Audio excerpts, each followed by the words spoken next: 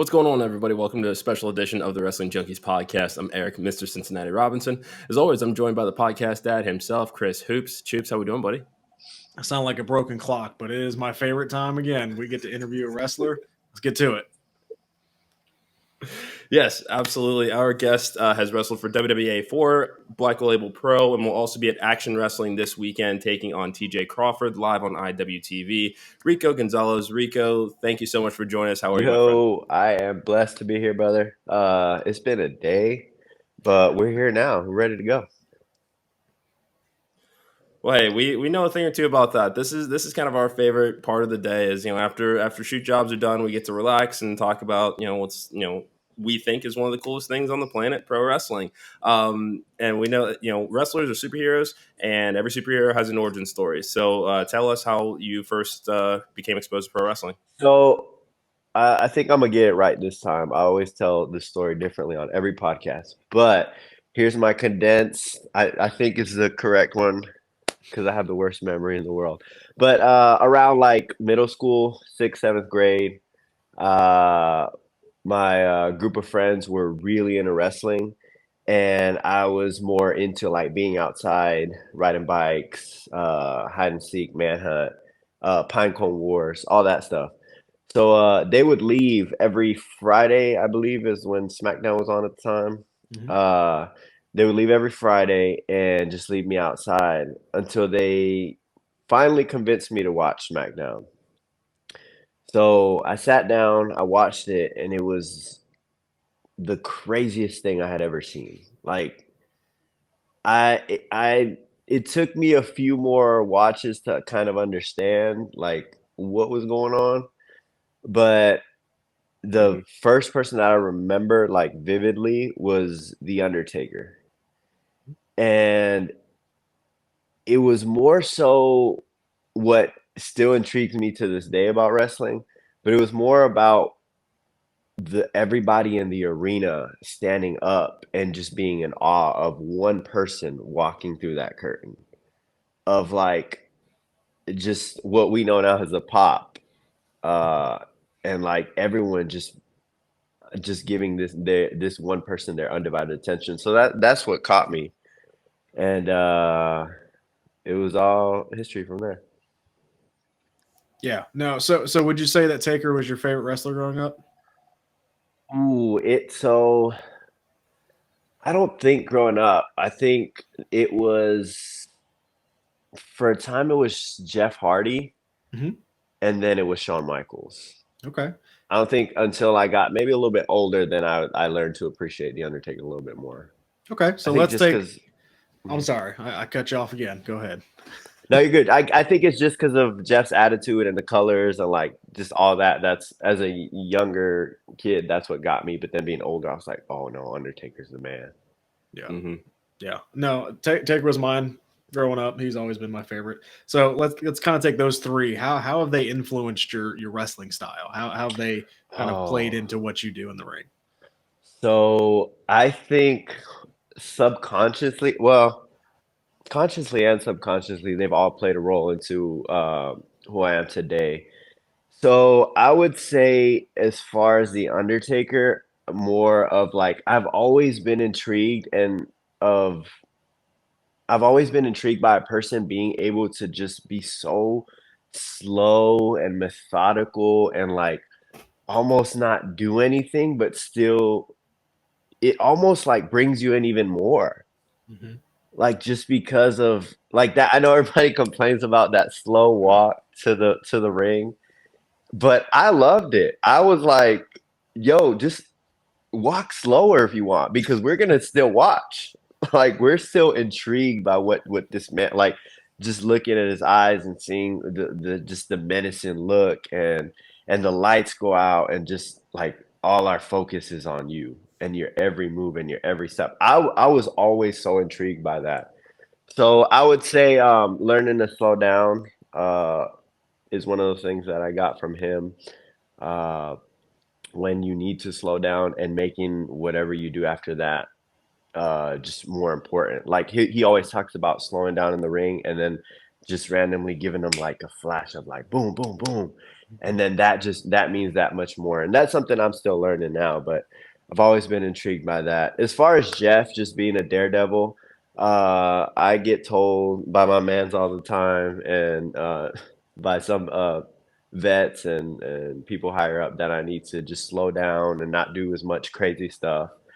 And but I get that itch, and I feel like that came from Jeff. Just like sometimes you just want to do some crazy stuff. Sometimes you just want to be like, no, I mean, we'll figure it out.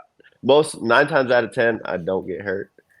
So I land on my feet. I'm like a cat. So I'm good. I'm like, nah, let's go for it. I call it calculated risk. It's not nothing dumb that I'm doing. So that was my influence from Jeff. And from Sean, it was more of like emotion and just like facial expressions. That's something that's always intrigued me too. It's just like sitting there after you did something and being like, can we curse on here? Yeah. Yeah. Like sitting there after you did something real cool and be like, oh no, I'm that motherfucker. Like, and I just did that shit, and y'all are gonna watch me, and you can tell on my face, like, hell yeah, I just did that. And what's anybody gonna do about it? That's something that like just reminds me of Sean, or being doing something, not maybe something you didn't want to do. Maybe you're like somebody forces you to cheat, or somebody forces you to be a bad guy. And you do your thing, and then you're like, oh man, I didn't want to do that, but I had to do it. I had to get the win. Sure. So that's something that I took from Sean. Just a little bit that I took from each one of those. Yeah. No, great answers. Man, that's great answers. Yeah, absolutely. I mean, and it's all about the minutia for you. It seems like you were trained by AR Fox, and we've had a couple of his trainees on our podcast before. Bobby Flacco being one of them, and always just speaks so highly of him, and very clearly has this presence and this personality in the wrestling business that is just overall very very positive and very giving and selfless with his time. What's a piece of advice that you've gotten from him that just kind of sticks out and it's just like once you heard it's like that's been with me throughout my career? Oh my God, bro, there's so many. There's so much advice that I've gotten from him that I've taken. Every day we learn something new. I'm trying to think of the last one that he told me. He's kind of been telling me to slow down and not like, he's like, yes, you always want to go 100% every one of your matches. You want somebody to bring up your catalog and being able to see like banger after banger on for your matches. But he's like, you have to learn to not go so hard and get more mileage out of it. That's a piece of advice that he's been giving me recently, because I feel like not just me, but a lot of the shout out to everybody at the Ford training there now. It just always feels like we have to go hard every time that we step in that ring. We have to do, and it feels like we have to. I don't know. I feel like it's a competition where we have to outdo each other. Yeah. And I feel like that's always been the case, but sometimes we take outdoing each other in a wrong way, as far as like doing more or like doing crazier stuff. And I think Fox is what he's been telling me, to just be smarter about what I'm doing, to not always have to go crazy, but still get the same mileage out of what I'm doing. Yeah. So that's the most recent advice I can give you. I could sit here and give you a million things that he's given me. Some that might make sense to y'all. Some that y'all are like, what on earth are you talking about? But yeah, just he's given me so much advice. Yeah, that's a good mentor to have.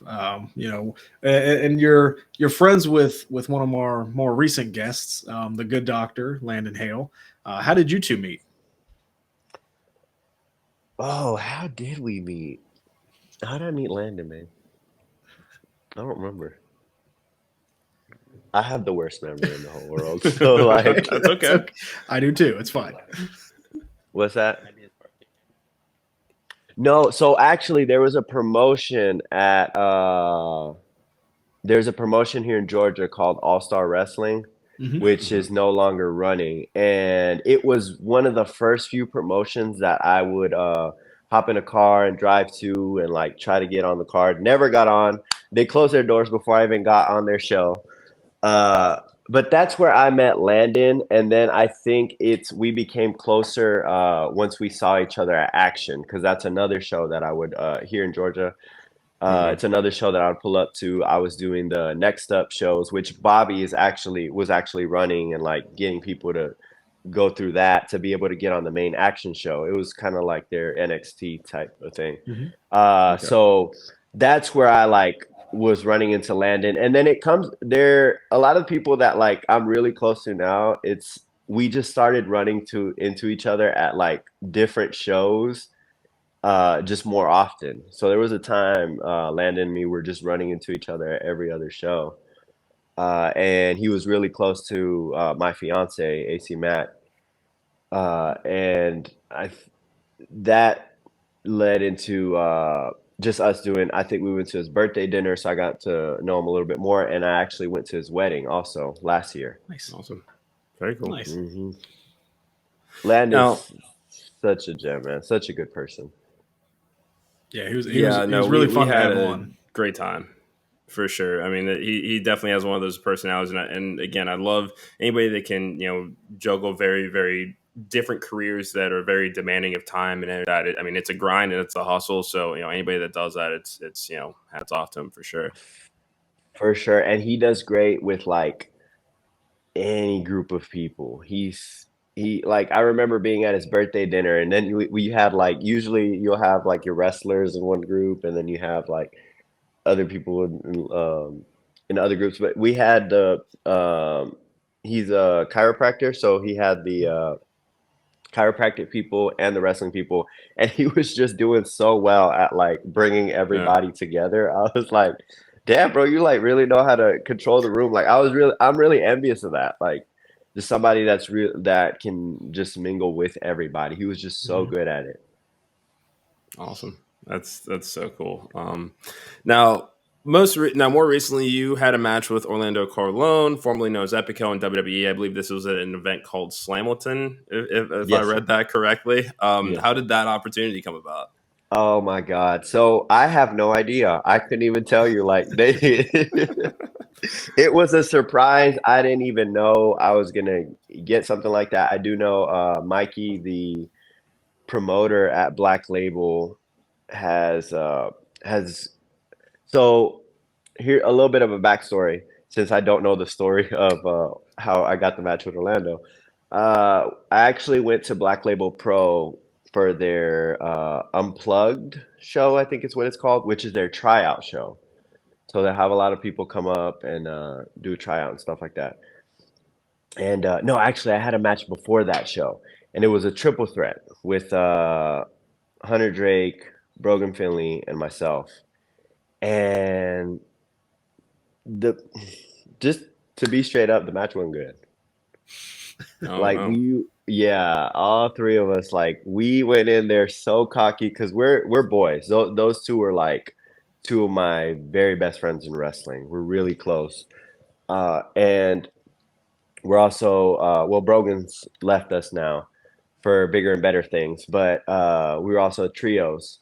So we went in there like, oh, we're about to have a triple threat. We got this in the bag. We went in there and we got humbled because it did not go well. So I hit up Mikey, the promoter, and I'm like, hey, Mikey, I promise you that was not me. That's not how my matches usually go. I promise you I'm better than that. So please, can I have another opportunity?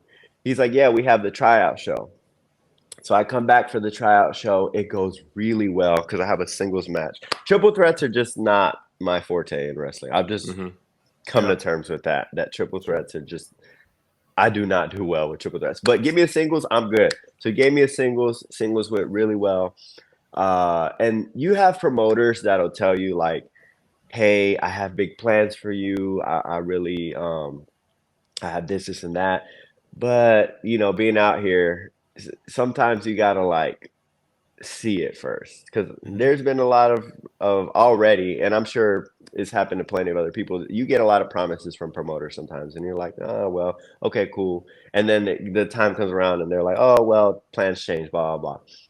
Mikey was not playing when he told me he had plans for me. and he surprised me with that match with Orlando Colon. Yeah, he did not tell me at all. He didn't tell me what was going to happen. This Hamilton is their biggest show of the year. So Oh wow. Okay. he told me I was going to be on it. So I was like, oh, okay. So I might have like a 6-man or 4-way or something, because there's so much talent out there, and so many people they're trying to get on the card. So I'm like, okay, they're probably going to spread it out with 6-man tags and scrambles and 4-ways. I had a singles match with a former WWE Tag Team Champion, which is just insane, unannounced to me. But like when the match graphic came out is when I found out that I was having that match. That's Wow. awesome. That's awesome. This next one's a little wordy, so stay with me for it. But you've been nominated as Superstar of the Year in 2023 for the Action Awards, presented by South Atlanta Wrestling, along with Billy Starks, Bobby Flacco, Alex Kane, and Adam Priest. How's that make you feel? Man, it's crazy. It's like everything I get, and I try to like stay as humble as I can with everything, but everything I get, it's still like kind of shocking to me because it's just happened so quickly. Because I'm going into my 3rd year now, and my first year was really good, and then second year just like started just popping off, one opportunity after another. And it just felt like for the longest, because Action was one of the first few shows that I like started grinding to get on. And it took me about a year, I feel like, on Next Up to be able to get to the main show on Action. And once I got to that, the main roster on Action, it was just one thing after another, after another, after another. So, and a lot of things have happened like that, to where I just can't sit back and be like, damn, like I've done all this year, enough to be able to be nominated for Superstar of the Year, because last year I think it was Next Up Competitor of the Year or Up Breakout Star. I don't know. I know Billy beat me. So, and she's on there again. So I don't know. We'll see. But yeah, it's just happened so quickly that sometimes I'm not able to like just enjoy it. But I'm very, very humbled by it. Very, very proud. I've had to tell myself, hey, you have to learn to enjoy your wins and not feel like you don't belong there, because I do. I've been killing it this past year, for real. Yeah. Well, I mean, we'll be pulling for you. Billy doesn't need it. Absolutely. Yeah, she got it. She's making money. She's fine. She's making real money. Right. She can't have that. But no, I mean, the fact that you've expressed how proud you are of what you've done, to be considered for this award, it does sail perfectly into the next question. When you look at 2023 as a whole, what are you most proud of that you got to do? Oh my God, bro! I'd have to. So I have a little book here. I'm glad I have this right here, actually. Oh wow! Because I like write down my matches and just who I faced. I star the ones that I really, really enjoy. Just off the top of my head, though, I've been a part of actually 2 send-off matches at Action. The most recent one being with one of my very best friends in pro wrestling, Brogan Finley. His last match at Action Wrestling before, now he's leaving us for the WWE. And just to be able to be a part of that moment, and that match went so well, and just him just being in there. And there's times where you're in a match and you just feel everything, like you're it's like how do I even explain it? It's like almost like you're on autopilot. You're not on autopilot, but you're just feeling, you're just being, you're just like, what's next. You're hitting everything and you're like, oh, this is great. And the best part of it was before that match, before we went into that match, I go up to his dad, which comes to all the shows.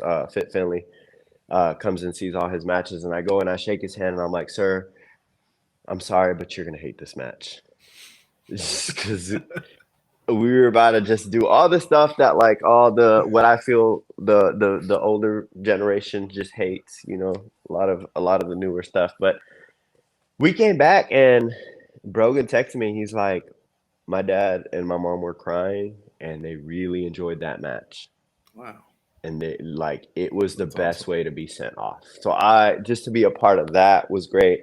I was a part of my fiance's last match at Action and his very last match in professional wrestling. So that one comes to mind. Very cool. Just being that was another time where like sometimes I'm just so in my head about making things right and like having a good match to where I'll forget to like be in the moment. And I feel like maybe halfway through the year, or maybe even that match with him with AC Mac was one of those where I like put it in my head. All right, you gonna have to just enjoy what you do, and whatever happens out there happens. And I feel like that made me a better performer. So just being in that moment before we went out there and just coming to terms with like whatever happens out there happens, and just enjoying it. That was another one. Anthony Henry at Action Wrestling. I feel like Anthony Henry just he really pushed me to a new gear, Mhm. and just Mhm. I don't know, just being in there, being in there with him, you just feel stuff and you learn, and you're like, oh damn, I ain't know shit. Like Yeah.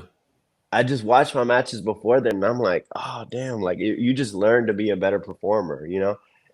So that one, oh, those are the three. I'm gonna just keep it at three. Those Yeah. are like the three that Okay. come to mind, but there's been so many Yeah. this year. Those are great ones, I'd say. Yeah. Yeah. Yeah. No, that's a big year for sure. Yeah. Those are a couple big matches. Yeah. The next one that Eric put in the notes, it says specifically for me, and you've mentioned Yep. it a couple times. You are recently engaged. Congratulations. Thank you. As you know, the congratulations. As the host that is also married. Eric wanted me to give you a little advice. I think the easiest one is run. No, just kidding. Just kidding. No, I think the biggest advice is to always just have fun. Like remember you're marrying your best friend. Just don't take anything that seriously. I have twins, so we have had a Oh, lot of struggles in yeah. raising them because there's been a lot of sleepless nights and we yell at each other. But at the end of the day, that's my best friend. Um, we're always going to have fun.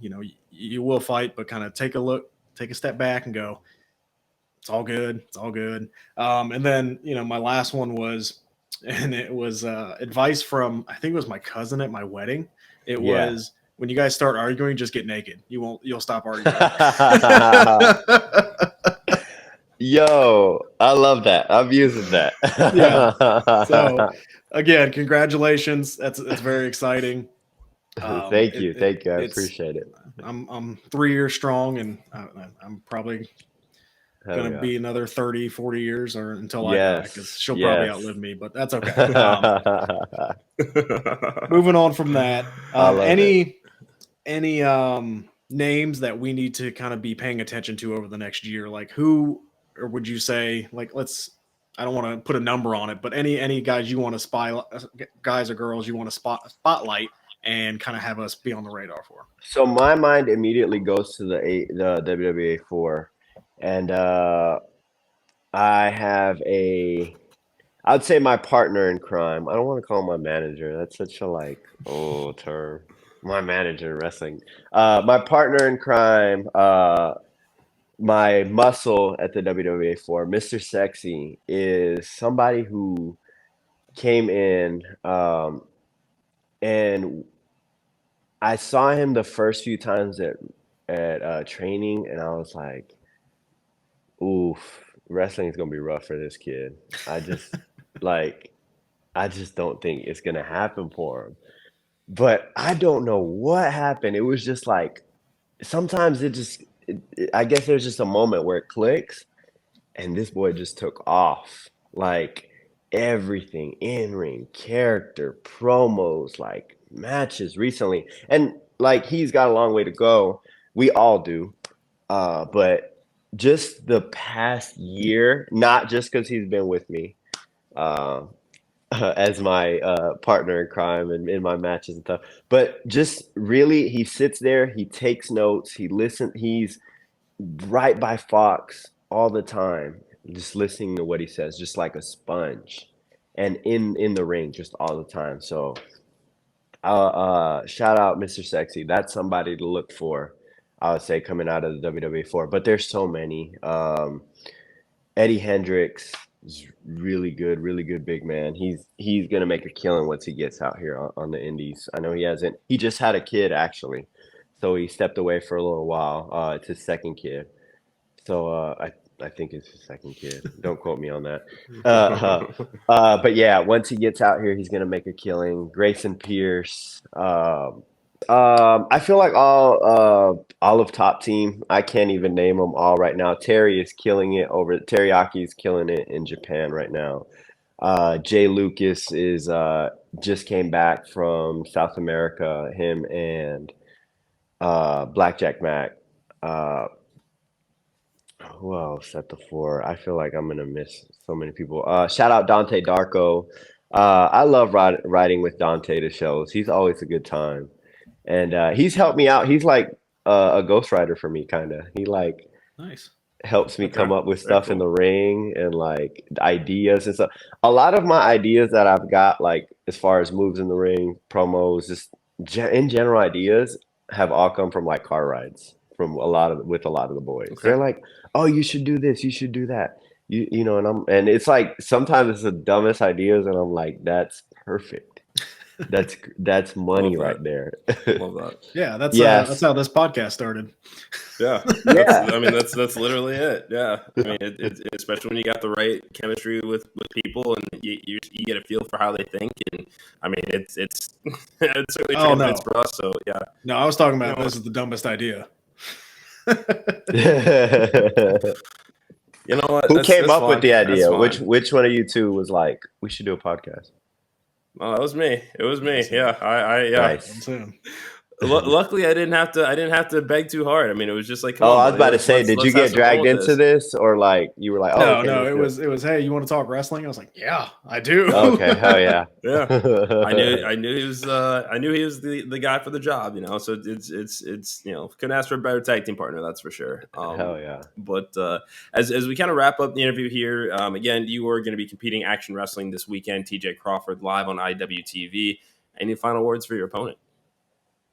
Man, that boy is in for one because he tried to call me out on Twitter. We actually saw each other at Black Label Pro this weekend, and he had some words for me.